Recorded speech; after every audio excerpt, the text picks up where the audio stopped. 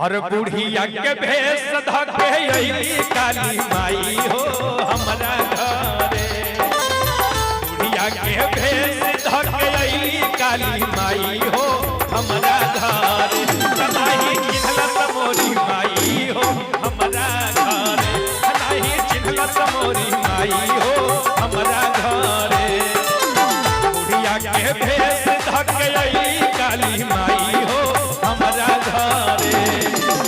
बुढ़िया के भेष धके अइली काली माई हो हमरा घरे। नहीं चिन्हलत मोरी माई हो हमरा घरे। नहीं चिन्हलत मोरी माई हो हमरा घरे।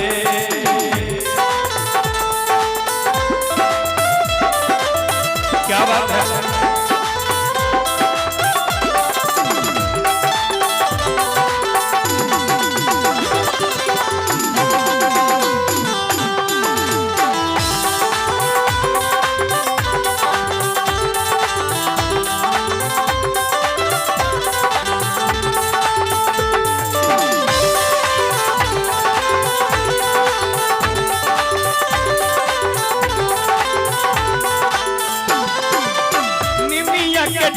माई झूलेली झूलनवा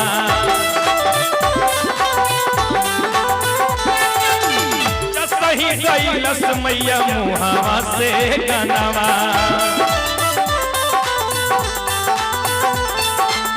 निमिया के डाढ़ मैया झूलेली झूलनवा सही गईलस मैया मुहावा से गनवा। पवन के बेगम समय अंगनाई हो हमरा घरे। पवन के बेगम समय अंगनाई हो हमरा घरे। आइल रहली काली माई हो हमरा घरे। आइल रहली काली माई हो हमरा घरे।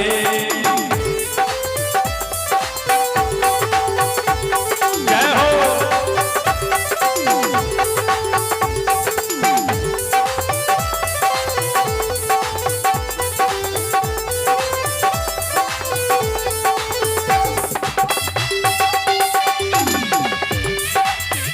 क्या बात है।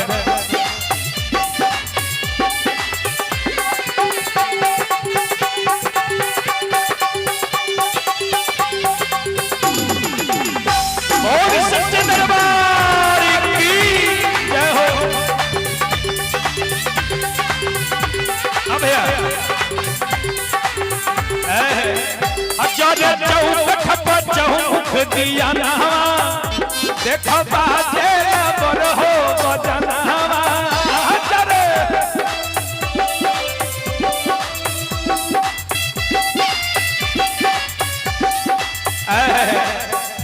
एक बार जो भी माता रानी जी के भक्त हैं एक बार दोनों हाथ ऊपर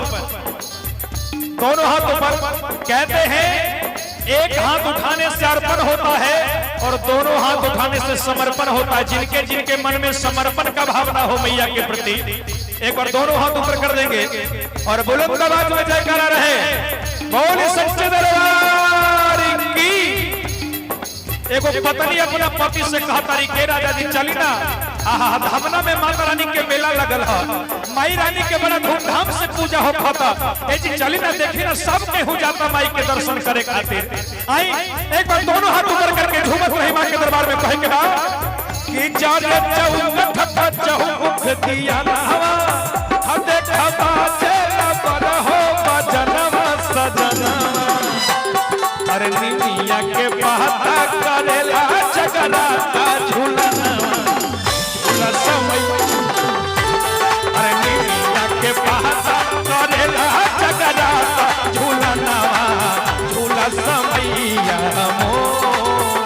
जाने चौमुख दिया नवा देखा बाजे बर हो बजनवा।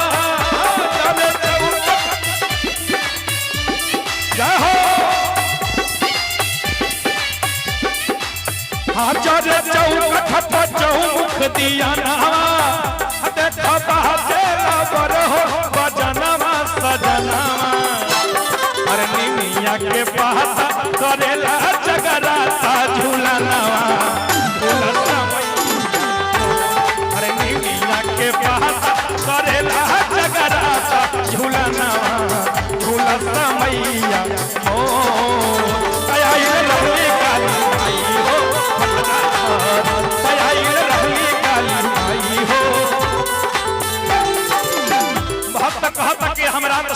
देखले बानी कि हमारा घरे माई आइल बाड़ी आज जब माता रानी अइली ह त माई करत बाड़ी का तनी भाव में देखे के बाद भक्त कहत बड़ा बखान करत सपना में कि हमरा के सपना में देखनी है का माई हम सूत गइल काली माई जगली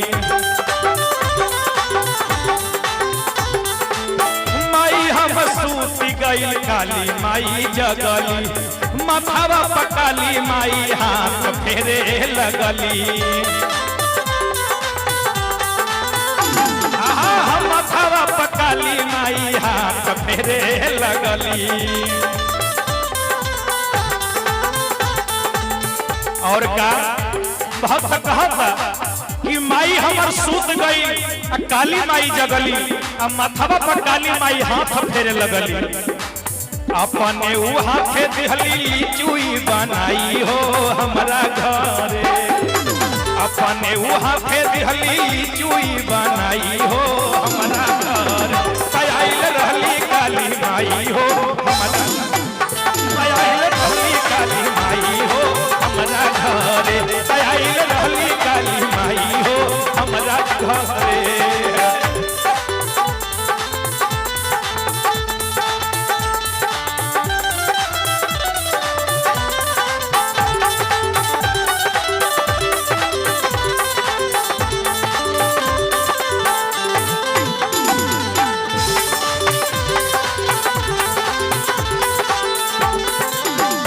इतने ना ये गीत के आखिरी लाइन में भक्त कहता कि हमरा तो सपना में देखनी है और जब रात बीतल और सुबह हो गल जब सुबह हो गई तब भइल का भैया भोरे भोरे माई हमर हाली हाली जगली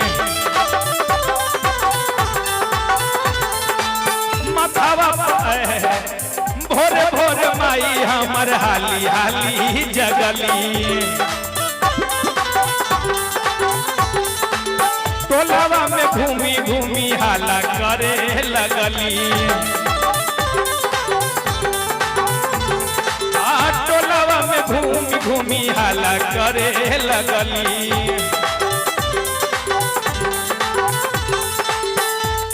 मुखिया जी वीरेंद्र बाबू देखी भक्त कहत कि रात हम सपना में देखले बानी का जब सुबह भइल त माई हमर हाली हाली जगली गांव मोहल्ला टोला में घूम के हल्ला करे लगली का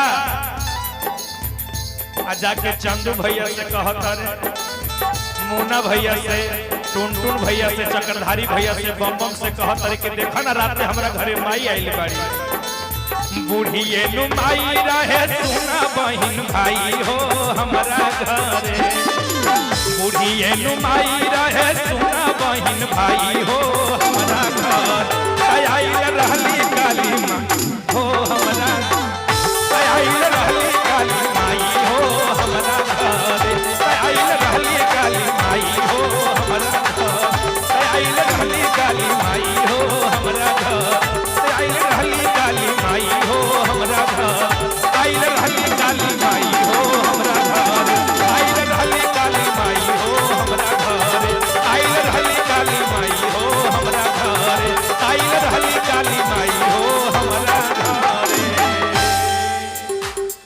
बोल सच्चे दरबार की।